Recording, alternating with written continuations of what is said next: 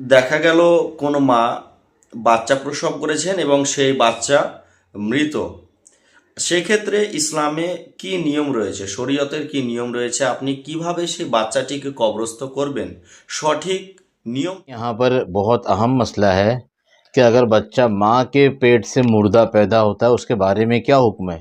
क्या उसको गुस्ल दिया जाएगा, क्या उसका नाम रखा जाएगा, उसके तदफीन के बारे में क्या मसला है।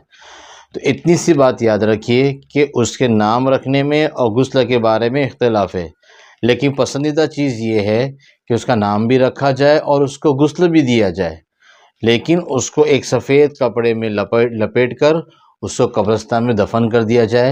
लेकिन उस बच्चे की नमाज जनाजा नहीं है। वो बच्चा जो अपने माँ के पेट से मुर्दा पैदा होता है उसकी नमाज जनाजा नहीं है, बल्कि उसको कपड़े में लपेट कर उसकी तदफीन कर दिया जाए।